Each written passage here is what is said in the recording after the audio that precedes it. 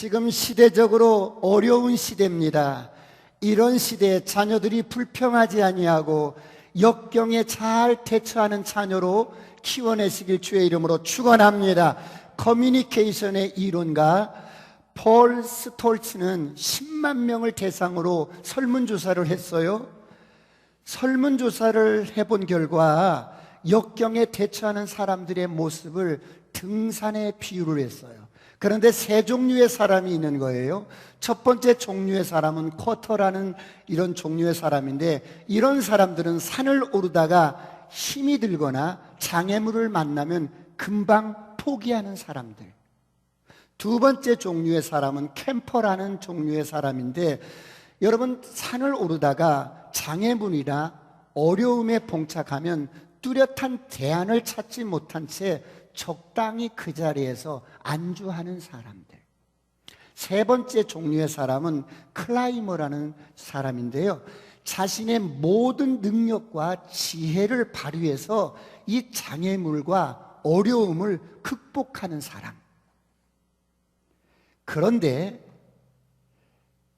이 설문조사에 의하면 대부분의 사람들은 두 번째 유형인 캠퍼에 해당한다고 합니다.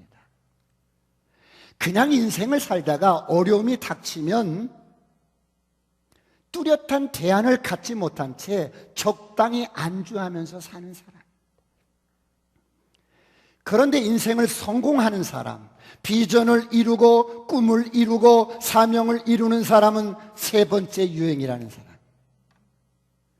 이 클라이머는 자신뿐만 아니라 동료들을 격려하면서 역경을 헤쳐나가려는 의지를 갖고 있는 사람입니다. 이렇게 역경에 대처하는 이런 능력을 가진 사람, 역경지수로 나타난다고 그래요. 역경지수는 인생의 고난 앞에서, 바람 앞에서, 어떤 도전 앞에서 여러분 자신의 도전 정신을 발휘해서 자신이 처한 고난과 아픔과 어려움을 슬기롭게 대처하면서 견뎌내는 능력이라고 말합니다. 사랑하는 성도 여러분, 오늘 여러분의 역경지수는 얼마나 되십니까? 여러분의 꿈과 여러분의 비전과 여러분 사명을 이루시기 위해 인생의 모든 고난과 역경을 믿음으로 승리하시길 축원합니다. 축원합니다. 가정에서도 저를 향해 선포합니다. 아싸, 꿈 같은 일이 일어납니다. 하나님은 우리 아버지십니다. 우리를 향한 하나님의 사랑은 변함없습니다. 여러분 한 분 한 분을 향한 하나님의 사랑은 변함없습니다. 이런 하나님께서 오늘 우리를 자녀로 키우시고 자녀로서 훈련을 하십니다. 예수 믿고 거듭난 저와 여러분을 훈련하십니다. 하나님께서 저와 여러분을 훈련하시는 방법은 1000년 전이나 지금이나 똑같습니다. 4000년 전에 아브람을 불러서 훈련하셨던 하나님이 오늘 우리를 불러서 동일하게 훈련하십니다. 3500년 전에 모세를 불러서 훈련하신 하나님이 오늘 우리를 불러서 훈련하십니다. 3000년 전에 다윗을 불러서 훈련하신 하나님이 오늘 동일하게 우리를 부르셔서 훈련하십니다. 세월은 갑니다. 인생도 갑니다. 그러나 하나님은 영원하십니다. 할렐루야. 그 영원하신 하나님께서 오고 오는 인생들을 동일하게 불러서 훈련을 하십니다. 사랑하는 성도 여러분, 그런데 하나님께서 우리를 어떻게 훈련하십니까? 하나님이 우리를 훈련하시는 방법은 두 가지가 있습니다. 첫째는 암탉이 병아리를 품듯이 무조건적인 방법으로, 무조건적인 사랑의 방법으로 우리를 훈련하십니다. 그런가 하면 두 번째 방법은 어미 독수리가 새끼를 훈련하는 방법으로 우리를 훈련하십니다. 어미 독수리가 새끼를 어떻게 훈련합니까? 어미 독수리는 새끼가 어느 정도 자라면 둥지를 흩어버립니다. 그리고 새끼 독수리를 하늘 높은 곳으로 데리고 올라가서 떨어뜨립니다.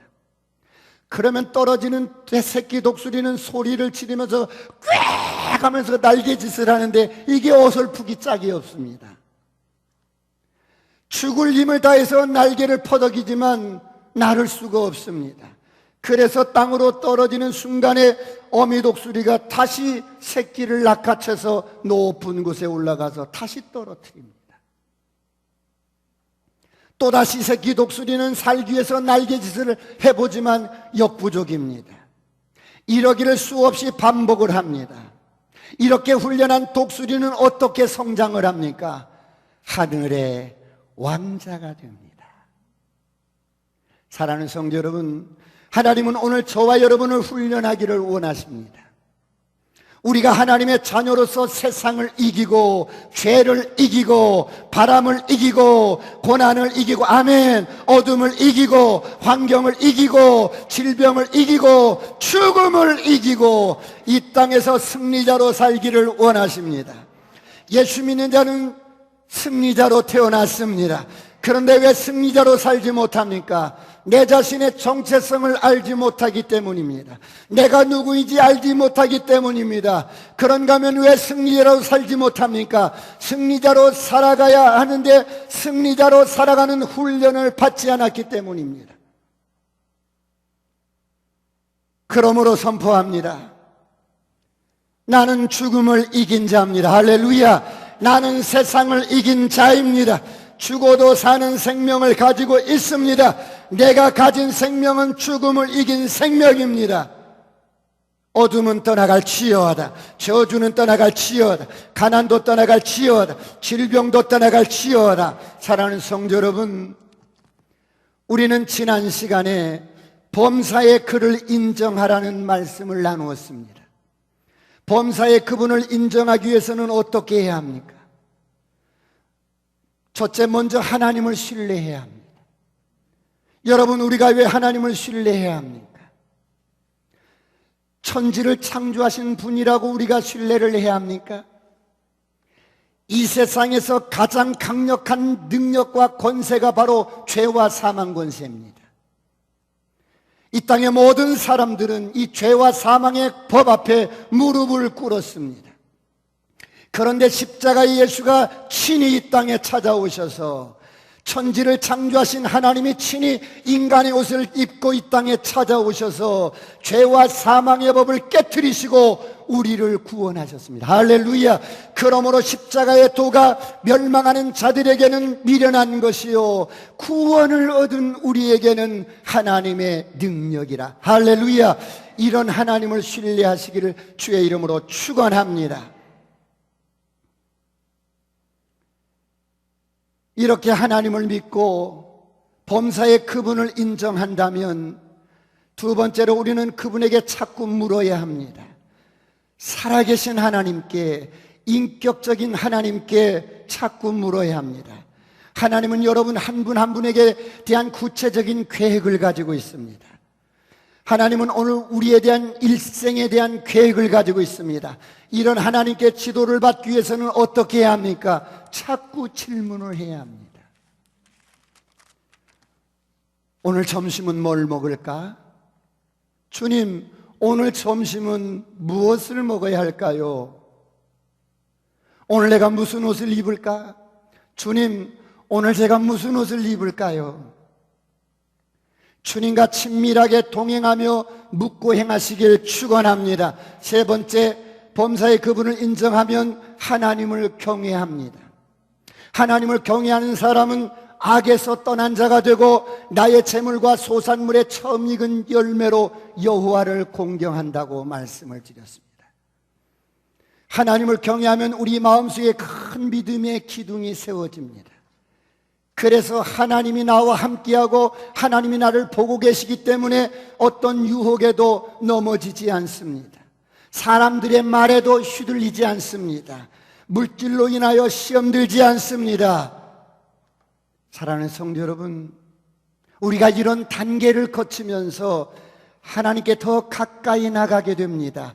그러므로 하나님을 신뢰하고 하나님을 범사에 인정하고 하나님을 경외하는 것이 인생의 최고의 지혜입니다. 여러분, 이것이 예수 믿고 거듭난 하나님의 자녀들이 걸어가야 하는 길인 것입니다. 그런데 사람들은 이렇게 바른 길을 가야 하는데 이 길로 가지 않는 사람들이 많더라는 것입니다. 이렇게 하나님을 신뢰하고 범사에 그분께 묻고 하나님을 경외하며 사는 것이 인생의 바른 길이라고 지혜가 소리를 지르면서 권면하고 소리 높여서 돌아오라고 이렇게 살라고 설득하고 권면하고 부르짖고 소리쳐도 이 길로 돌아오지 않고 이런 길로 가지 않는다는 것입니다. 그렇다면 그런 사람들을 어떻게 해야 합니까? 하나님은 이런 사람들을 어떻게 하십니까? 잘못된 길에서 돌이켜서 마땅히 가야 할 길을 바로 가게 하십니다. 그 방법이 무엇입니까? 그것이 바로 오늘 본문의 제목, 오늘 본문 말씀의 제목인 하나님의 징계와 훈련인 것입니다. 여러분, 우리가 하나님의 징계를 바로 알면 신앙생활 하면서 시험 들지 않습니다. 우리가 하나님의 징계를 바로 알면 언제든지 상처받지 않습니다. 우리가 하나님의 징계를 바로 이해하면 우리의 믿음이 바르게 성장합니다. 세월 가면 갈수록 더 빛나는 인생이 되어 세월 가면 갈수록 더 믿음에서 영광에 이르는 사람이 되어 세월 가면 갈수록 믿음의 거장이 되는 것입니다. 오늘 이런 은혜가 있기를 축원합니다. 그렇다면 하나님의 징계와 훈련이란 무엇일까요? 첫 번째, 징계는 처음부터 주어지는 것이 아닙니다. 여러분, 모든 징계는 처음부터 주어지지 않아요. 징계는 반드시 전 단계가 있어요. 그것이 무엇입니까? 먼저 말로 권면합니다. 여러분, 부모님들이 우리를 징계하기 전에, 매를 대기 전에 먼저 수없이 말로 권면하듯이 하나님께서도 그러십니다. 말로 훈계하고 말로 교훈하고 때로는 말로 책망을 합니다. 그런데 말이 소용이 없습니다. 말을 안 들어요. 왜 사람들이 말을 안 듣습니까? 내 생각이 옳다는 거예요. 내 신념이 옳다는 거예요. 그러면 어떻게 합니까? 말의 효력이 끝나고 사건으로 말씀합니다. 그것이 징계라고 합니다. 우리는 흔히 징계와 형벌을 혼동할 때가 있습니다. 형벌과 징계는 달라요. 어떻게 다릅니까? 형벌이란 버린 자를 향한 하나님의 심판입니다. 그러나 징계는 사랑하는 자녀를 향해서 돌아오라고 하는 하나님의 사랑의 손길입니다. 그러므로 징계란 큰 고통을 미연에 방지하려는 하나님의 사랑의 손길입니다. 그래서 성경은 이렇게 말씀합니다. 히브리서 12장 8절은 이렇게 말씀해요. 다 같이 한번 합독합니다. 시작. 징계는 다 받는 것이거늘 너희에게 없으면 사생자요 친아들이 아니니라. 징계는 다 받는 것이거늘 너희에게 징계가 없으면 사생자요 친아들이 아니니라. 아니다. 징계가 없으면 사생자지 내 아들이 아니다. 징계 없이 신앙이 성장하는 사람이 없다는 것입니다. 징계 없이 완벽한 사람이 될 수 있는 사람은 아무도 없다는 것입니다. 그러나 징계는 맛보기로 경험시켜주는 것과 같아요. 아이가 자꾸 뜨거운 주전자에 손을 대려고 하는 거예요. 그러면 여러분은 어떻게 하십니까? 그냥 가만히 방관하고 맙니까? 그러지 않지요. 주전자를 조금 식힌 후에 아이의 손을 끌어다가 주전자에 이렇게 대게 합니다. 아, 뜨거워. 그러면서 아이는 다시는 뜨거운 주전자를 잡으려고 하지 않습니다. 그래서 징계는 언제나 맛보기의 성격을 갖는 것입니다. 그런데 여러분, 아이의 손을 잡아서 주전자에 갖다 댈 때 엄마는 어떻습니까? 어쩔 수 없이 가르치기 위해서 그러는 겁니다. 하나님의 징계도 이와 같습니다. 바람직하지 않는 어떤 행위에 대한 가르침이 하나님의 징계입니다. 그러므로 하나님의 징계는 목적이 있는 사랑의 행위입니다. 여러분 인생을 돌아보십시오. 하나님 앞에 징계를 받을 때 어떻게 징계가 옵니까? 징계 전에 말씀이 있었습니다. 말씀을 들으면서 사람은 깨닫습니다. 아, 내가 이러면 안 되는데. 그런데 어떻습니까? 어떤 사람은 아는데 고쳐지지 않습니다. 아는데 못 들은 척합니다. 아는데 하나님의 말씀을 무시합니다. 말로는 안다고 하는데 변화가 되지 않아요. 그래서 그 사람은 계속 그 길로 갑니다. 결국 그렇게 인생을 살다가 끝나버립니다. 황금 같은 인생을 낭비해버립니다. 여러분, 우리는 때로는 이래서는 안 되는 줄 알면서도 돌이키지 못합니다.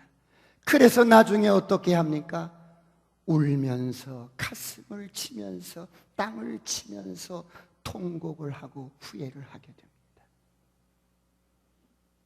사랑하는 성도 여러분, 누구나 다 징계를 경험하지만 이 징계를 통해서 사람들이 실제로 변화가 될까요? 여러분 어떻게 생각하세요? 사실은 변화가 되는 사람이 많지 않다는 거예요. 왜요? 징계를 통해서 변화되는 사람이 많지 않다는 거예요. 왜요? 두 번째, 징계를 가볍게 여긴다는 거예요.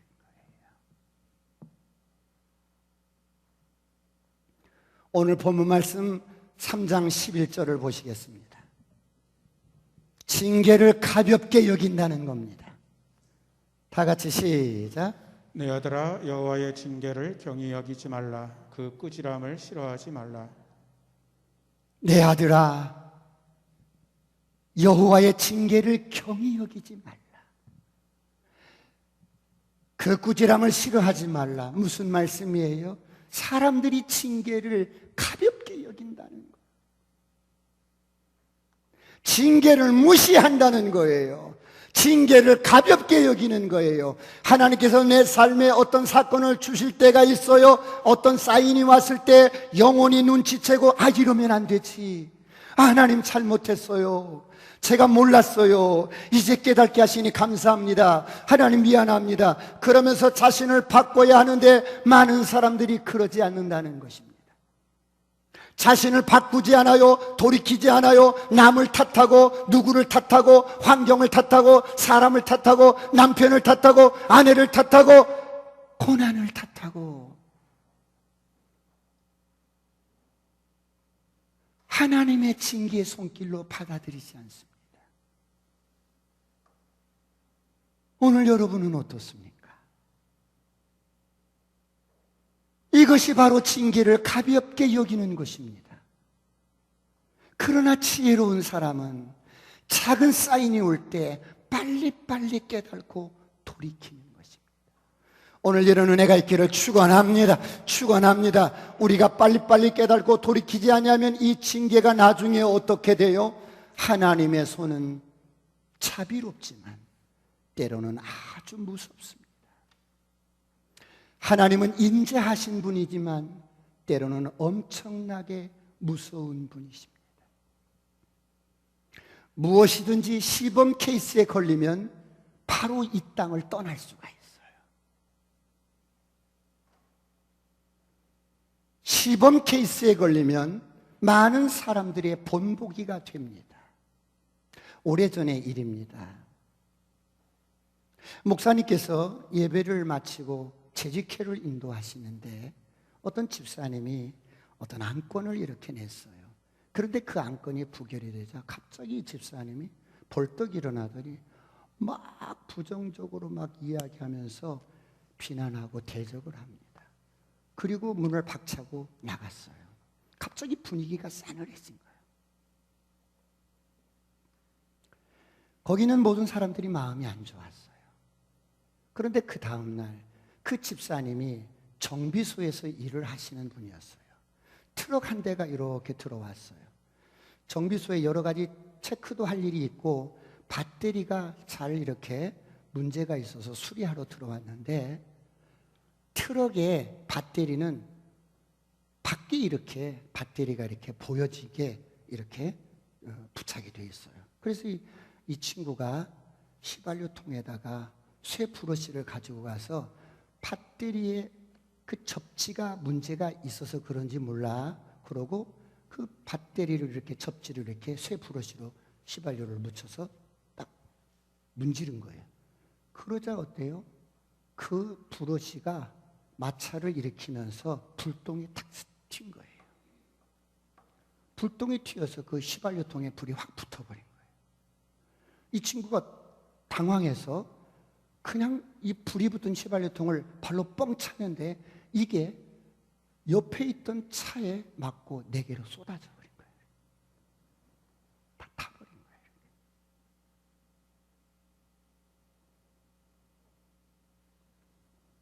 전신이 온통 시커멓게 다 타버린 거예요. 이것만 살아서 치료를 받는데 이 고통이 말로 표현할 수가 없는 거예요. 의식이 기절했다가 돌아오면 주님께 회개를 하는 거예요. 주님, 미안합니다. 한 번만 용서해 주세요. 한 번만 용서해 주세요. 내가 잘못했어요. 한 번만 용서해 주세요. 뜨거운 눈물을 하염없이 흐르지만 회개를 해도 후회를 해도 너무 늦은 거예요. 사람이 거역의 영에 잡히면 하나님의 교회를 대적한 결과 시범 케이스에 걸린 것입니다. 우리가 초등학교 때 다 떠들어도 어때요? 시범 케이스에 걸릴 때가 있죠. 그 걸리면 어때요? 그날 아장 나는 거예요. 그래서 억울한 거야. 다 떠들었다고요. 나만 떠든 게 아닌데 왜 나만 불러서 때려요? 그러는 경험들이 있지요. 여러분, 요나 한 사람을 돌이키기 위해서 하나님은 지중해 바다를 엎어버리는 거예요. 봐라! 그런가 하면 사도행전 5장에 보면 교회가 막 세워져서 아장아장 이렇게 막 걸음을 뛰고 걸어가는데 아나니와 삽비라가 시범 케이스에 걸립니다. 교회를 기만하는 거예요. 하나님을 기만하는 거예요. 성령님을 기만하는 거예요. 그러자 이 두 부부가 한날에 직행을 합니다. 부부가 같은 영에 잡혀 있는 거예요. 사랑하는 성도 여러분,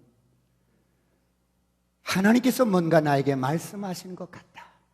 그러면 우리는 어떻게 해야 합니까?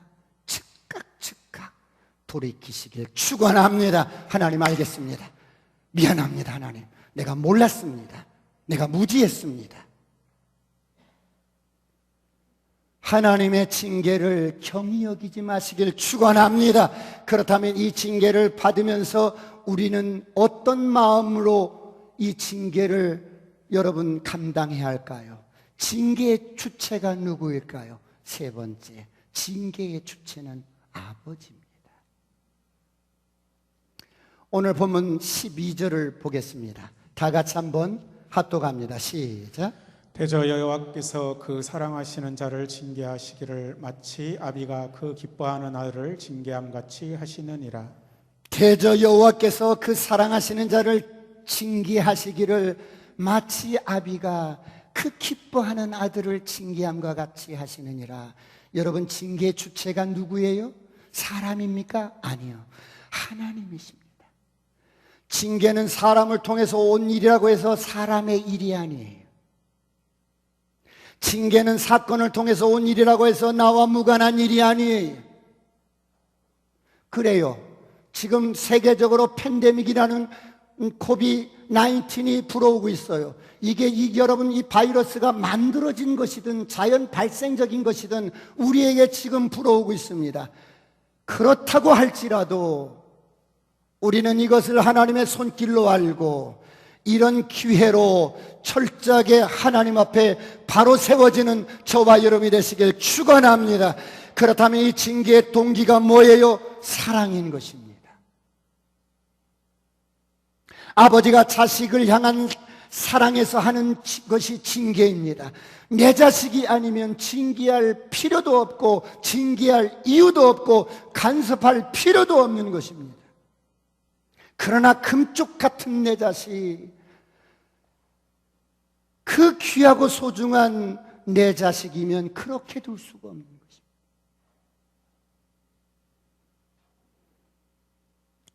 그 길로 가면 안 되는 것을 뻔히 알면서도 어떻게 그대로 둘 수가 있겠습니까? 사생자 같으면, 남의 자식 같으면 그대로 두고 볼 수 있을지언정 내 자식이 그러면 돌아와서 바르게 반듯한 아들이 되어서 행복하게 살도록 인도하고 싶은 것이 아버지의 마음입니다.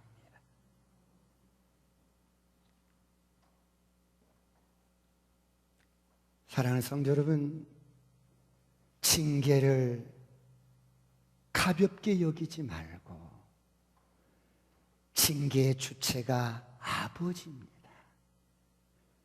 사람을 통해서든 사건을 통해서든 그 징계가 주어질 때, 아, 내가 사생자가 아니라 하나님께서 나를 사랑하고 계십니다.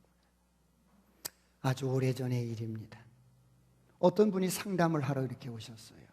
당신은 벼락도 맞고 사업도 번번이 실패를 하고 죽을 고비도 몇 번 넘기고 진짜 이제는 아무것도 없대. 다 잃어버렸대.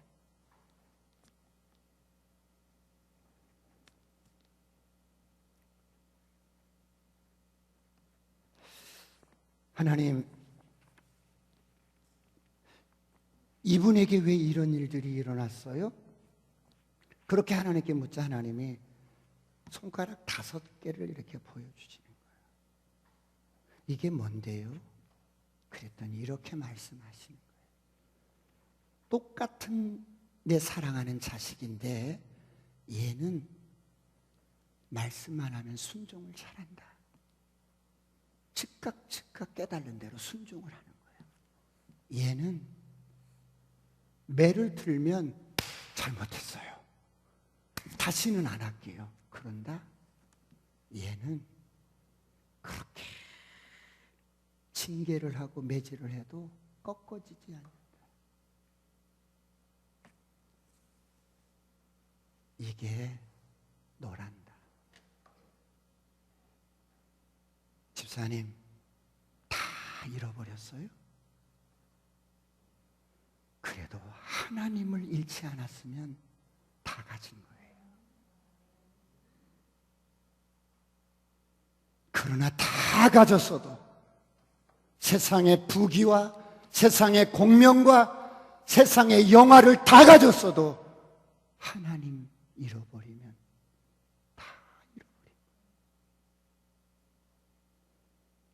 고개를 떨구고 펑펑 울던 모습이 지금도 눈에 선합니다. 사랑하는 성도 여러분, 하나님은 우리를 사랑하십니다. 할렐루야.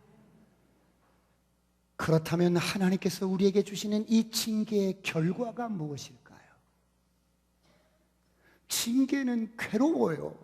징계는 힘이 들어요. 그런데 왜 이 징계를 우리에게 주셔서 도대체 어떤 결과가 무엇을 원하실까요? 오늘 본문의 13절을 보겠습니다. 다 같이 한번 합독합니다. 시작. 지혜를 얻은 자와 명철을 얻은 자는 복이 있나니. 이렇게 징계의 결과로 여러분 지혜를 얻은 자와 명철을 얻은 자는 복이 있나니. 징계의 결과로 무엇을 얻었습니까? 지혜를 얻고 명철을 얻었어요. 그렇다면 여러분, 저와 여러분이 징계를 통해서 얻게 된 이 지혜와 명철의 가치가, 내가 그렇게 아픔을 통해서, 그렇게 여러분 육신적인 고난을 통해서 여러분 그런 대가를 지불하고 얻은 이 지혜와 명철의 가치가 어느 정도인데요? 이 가치가 엄청난 겁니다. 무엇을 지불해도 아깝지 않을 만큼 대단한 것입니다. 우리 다 같이 14절부터 17절까지는 징계를 통해서 얻어진 지혜와 명철의 가치를 말하고 있습니다. 다 같이 합독할까요? 14절부터 시작. 이는 지혜를 얻는 것이 은을 얻는 것보다 낫고 그 이익이 정금보다 나음이니라. 지혜는 진주보다 귀하니 내가 사모하는 모든 것으로도 이에 비교할 수 없도다. 그의 오른손에는 장수가 있고 그의 인손에는 부귀가 있나니 그 길은 즐거운 길이요 그의 지름길은 다 평강이니라. 여러분, 징계를 통해서 얻게 된 지혜와 명철의 가치를 보십시오.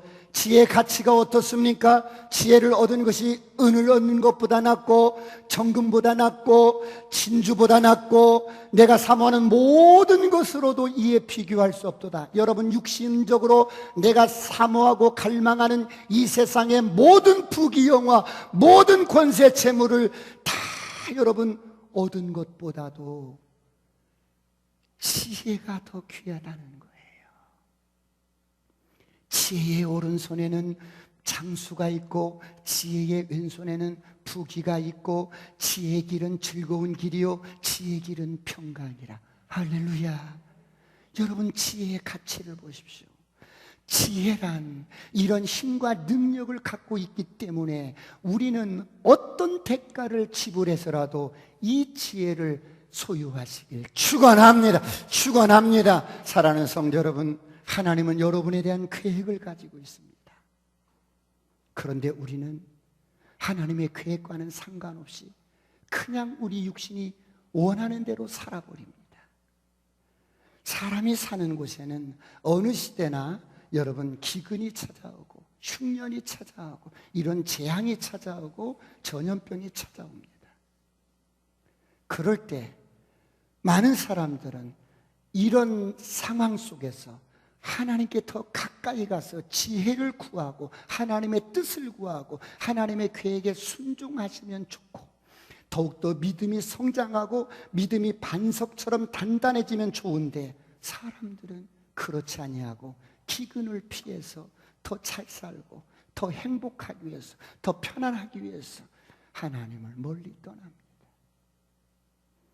그래서 한 가정이 이민을 떠났어요. 남편과 두 아들과 함께 푸른 꿈을 가지고 멀리 이웃 나라로 이민을 갔습니다. 한 10년쯤 그런 데로 살았어요. 그런데 갑자기 어느 날 남편이 죽어버린 거예요. 남편 초상을 치르고 얼마 있지 않다가 두 아들이, 생떼 같은 두 아들이 시름시름 하더니 두 아들이 죽은 거예요. 여러분, 얼마나 기가 막히겠어요. 모든 것이 무너져 버렸어요. 너무 괴롭고 슬픈 나머지 세상에 살 의욕이 없는 거예요. 밤이 되면 목 놓아서 혼자 옵니다.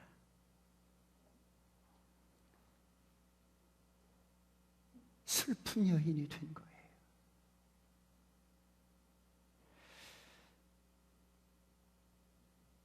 그런데 어느 날 밤에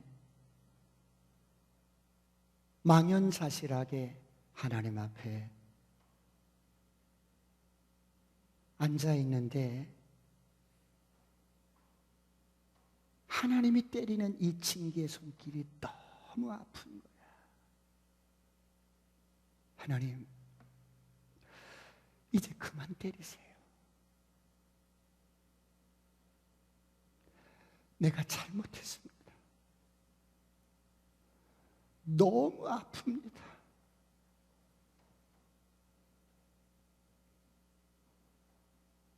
하나님, 매를 거두어 주세요. 내가 견딜 수가 없습니다. 다시는 내가 내 뜻대로 교만해서 하나님의 뜻을 저버리지 않겠습니다.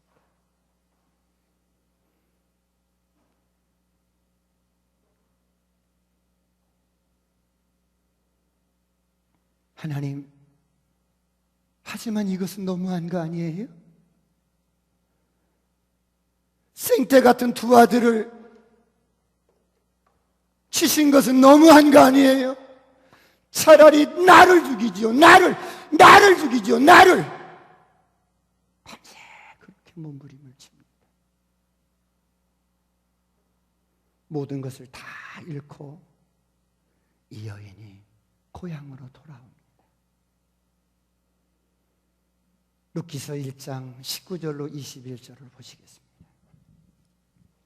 다 같이 합독합니다. 시작.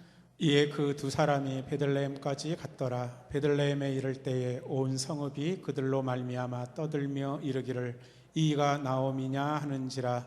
나오미가 그들에게 이르되 나를 나오미라 부르지 말고 나를 마라라 부르라. 이는 전능자가 나를 심히 괴롭게 하셨음이니라.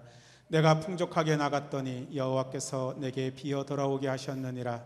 여호와께서 나를 징벌하셨고 전능자가 나를 괴롭게 하셨거늘 너희가 어찌 나를 나오미라 부르느냐 하니라. 내가 베들레헴에 살 때는 떳떳했었고 풍족했었어.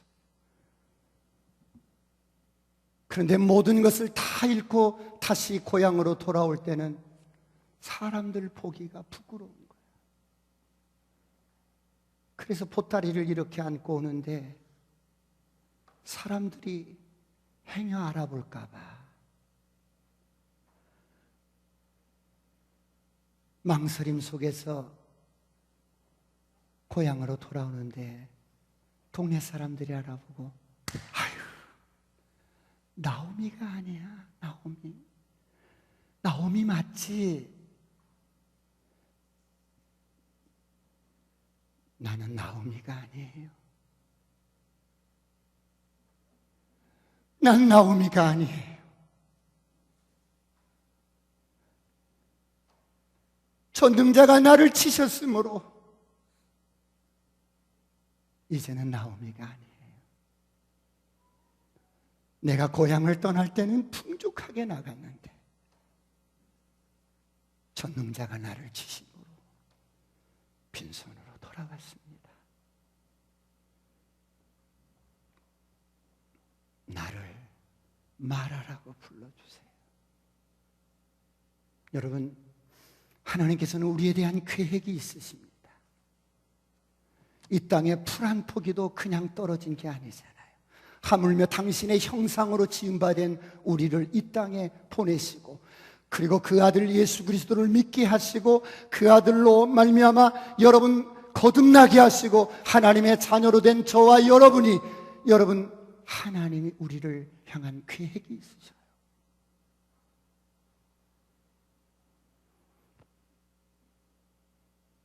그래서 하나님의 사랑의 손길이 사인이 우리에게 주어질 때 여러분 때로는 견디기 어려울 때가 있어요. 그럴 때 빨리빨리 돌이키시고 아버지 품에 안기시기를 주의 이름으로 축원합니다. 그렇다면 사랑하는 성도 여러분, 도대체 지혜가 뭐길래 이런 힘이 있을까요? 오늘 본문의 18절부터 20절까지 한번 보시겠습니다. 다 같이 합독합니다. 시작. 지혜는 그 얻은 자에게 생명나무라. 지혜를 가진 자는 복되도다. 여호와께서는 지혜로 땅에 털을 놓으셨으며 명철로 하늘을 견고히 세우셨고 그의 지식으로 깊은 바다를 갈라지게 하셨으며 공중에서 이슬이 내리게 하셨느니라. 이 지혜가 도대체 뭐길래 이런 힘이 있을까요? 지혜는 생명나무라고 말씀합니다.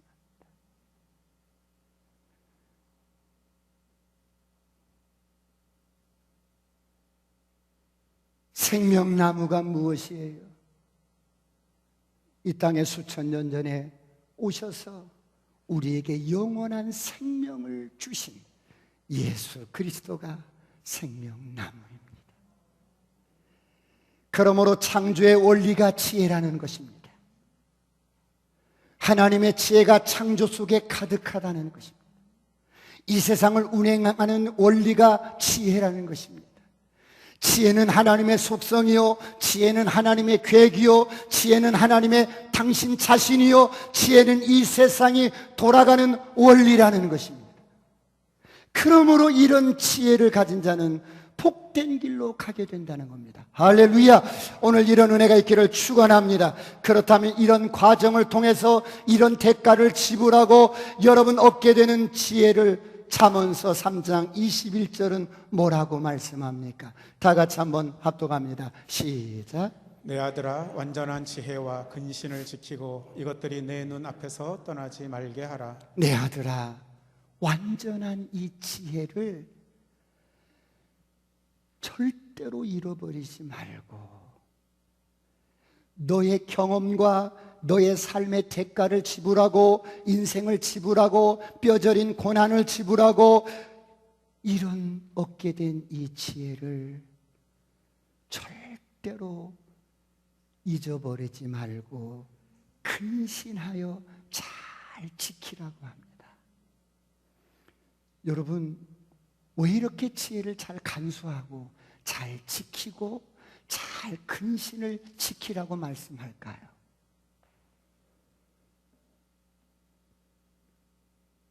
(21절을) 보겠습니다. 21절 다시 한번 시작. 그리하면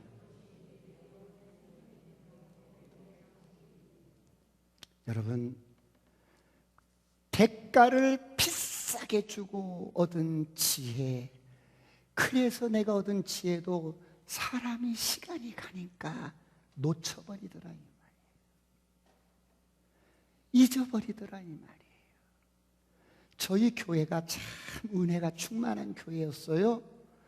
알파를 통해서 불신자들을 초대해서 단시간에 예수님을 경험하게 되고 거듭나게 되고 은혜가 충만하게 되고 그래서 외적의 내적 치유를 받게 되고 그래서 여러분 5분씩 이렇게 간증을 이렇게 하게 하면 막 울면서 간증을 해요.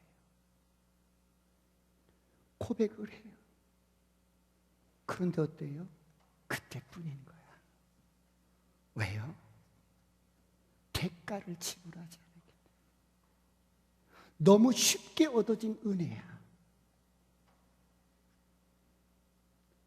그런데 어때요? 내가 예수님을 만나기 위해서 여러분 그 수 없는 비싼 대가를 지불하고 여러분 그 예수님을 만났다면 놓칠 수가 있겠어요? 쉽게 잊어버릴 수가 있겠어요?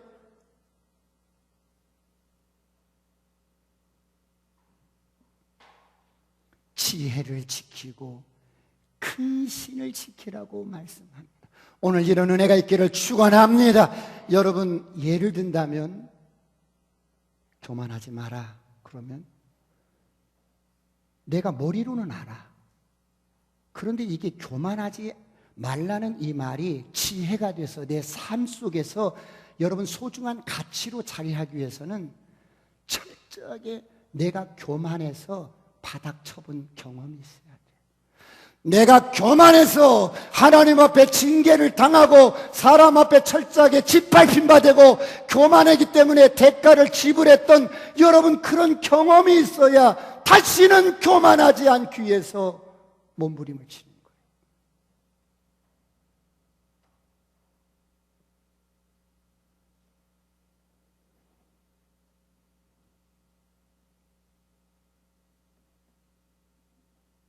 22절 23절 보고 말씀을 마치겠습니다. 완전한 지혜와 근신을 꼭 붙들라. 말씀 띄워주세요. 22절 시작.